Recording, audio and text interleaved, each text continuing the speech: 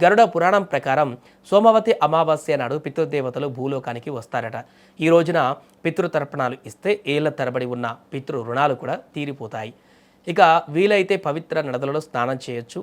కుదరకపోతే ఇంట్లోనే స్నానం చేసి నీటిలో కొద్దిగా గంగాజలం కలుపుకొని గంగమ్మను స్మరిస్తూ స్నానం చేయాలి.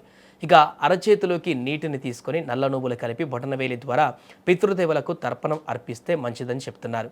ఇక పితృదేవతల ప్రసన్నత కోసం మధ్యాహ్న సమయంలో గోమయ పిడకల పైన కొద్దిగా బెల్లం నెయ్యి ఉంచి ధూపం లేదా హోమం చేయడం వల్ల ఇంట్లోని నెగిటివ్ ఎనర్జీ అంతా పోయి పితృదేవతల ఆశీస్సులు లభిస్తాయి.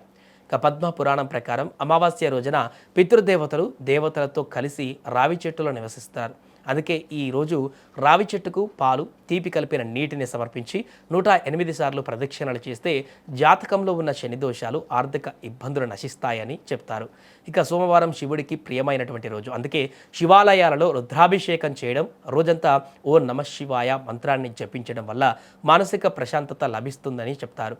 అంతేకాదు ఈరోజు శ్రీమద్ భగవద్గీతలోని 7వ అధ్యాయాన్ని పారాయణం చేయడం వల్ల పితృ ఆత్మలకు మోక్షం లభిస్తుంది. మానసిక ధైర్యం కోసం హనుమాన్ చాలీసా లేదా సుందరకాండ పారాయణం చేయడం విశేష ఫలితాలను ఇస్తుందంటూ కూడా చెప్తున్నారు. మన శాస్త్రాలలో కొన్ని చిన్నపాటి పరిహారాలు చెప్తూ అవి జీవితంలో అపారమైనటువంటి అదృష్టాన్ని తెస్తాయని కూడా చెప్పొచ్చు. అవేంటంటే, ఒకటి గోసేవ, నువ్వులతో కలిపినటువంటి పిండితో రొట్టెలు చేసి ఆవులకు తినిపించడం లేదా గోశాలలో పచ్చగడ్డి ఇవ్వడం. ఇక జీవకారుణ్యం, చెరువులో చేపలకు పిండి ముద్దలను వేయడం ద్వారా మానసిక ఒత్తిడి డిప్రెషన్ తగ్గుతాయి. అలాగే చీమలకు చక్కెర కలిపిన పిండిని ఆహారంగా వేస్తే మీరు అనుకున్నటువంటి పనుల్లో ఆటంకాలు తొలగిపోతాయి. లక్ష్మీ కటాక్షం కోసం సోమవతి అమావాస్య సాయంత్రం వేళ మీ ఇంటి ఈశాన్య మూలలో ఆవు నెయ్యితో ఎరుపు రంగు దారం ఒత్తిని ఉపయోగించి దీపం వెలిగించి దీని ద్వారా లక్ష్మీదేవి మీ ఇంట్లోకి ప్రవేశిస్తుందంటూ చెప్తున్నారు.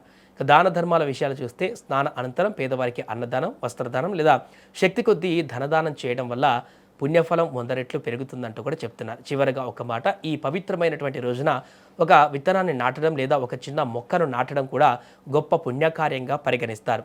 ప్రకృతిని రక్షించడం కూడా దైవ సేవే.